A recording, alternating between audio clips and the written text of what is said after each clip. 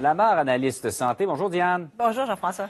D'abord, la pandémie a provoqué un surnombre de décès ce printemps au Québec. On parle de près de 50 plus de morts qu'en temps normal. Oui, absolument. On a deux informations, deux indicateurs, en fait, Statistique Canada et l'Institut de la statistique du Québec. Et du côté du Canada, de façon générale, on est à 40 d'augmentation de surmortalité. Donc, on regarde le nombre de décès habituels pour la période donnée année après année. Et on a 40 de plus. Au Québec, on n'en a plus davantage. On est à 50, même presque de 60 d'augmentation du nombre de décès. Ça correspond, par contre, très bien, Jean-François, aux décès, au nombre de décès qui ont été rapportés par le gouvernement, par l'Institut national de santé publique. Donc, une étoile à ce niveau-là parce qu'on a donné l'heure juste, je vous dirais, au niveau des décès. Je pense qu'on a fait une compilation qui se veut qui se veut vraiment bien fiable. Malheureusement, ce qu'on déplore, c'est le délai parce que souvent, on a des faits qui sont survenus il y a un mois et qui nous sont rapportés cette journée-là.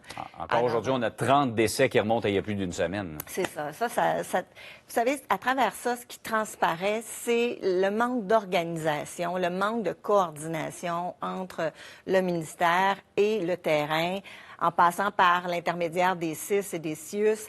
Il faut vraiment améliorer ça parce que ça traduit, c'est évident, c'est une statistique évidente, mais il y a plein d'autres éléments où on le voit qu'il y a une désorganisation, l'accès à l'équipement de protection individuelle, le nombre d'employés qui ont été malades, qui ont été atteints par la COVID dans le personnel de la santé. Alors, il y a beaucoup d'améliorations à avoir à ce niveau-là.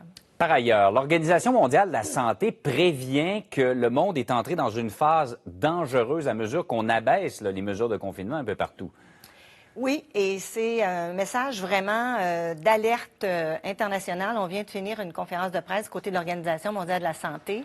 Hier, Jean-François, il y avait 150 000 nouveaux cas de COVID rapportés sur la planète. Pour vous donner une idée, en tout, dans toute la pandémie en Chine, on a évalué que c'est 83 000 cas. Si on doute un peu des données de la Chine, on regarde au Canada, on est autour de 120 000 cas.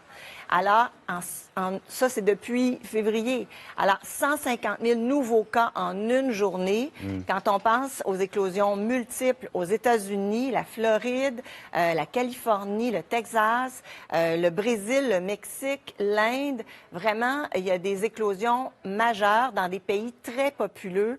Et ça, ce que ça nous donne comme conséquence pour nous, c'est que le virus risque de faire le tour de la planète et de nous revenir, malheureusement. On ne réussit pas à vraiment fermer, à couper cette contamination-là. Et donc, c'est ce qui aussi a des conséquences. On peut se dire, mais ça se passe ailleurs, nous, on a déjà payé le prix. Non, c'est un effet boomerang et ça risque de nous retoucher indirectement. C'est un rappel à l'ordre, en tout cas. Le virus rôde, a dit le premier ministre. 167 nouveaux cas aujourd'hui, Jean-François, c'est énorme. C'est beaucoup plus que dans la dernière semaine, quotidiennement, ce qu'on avait.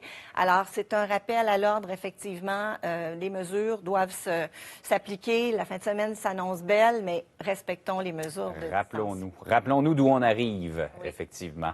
Merci, Diane. Au revoir.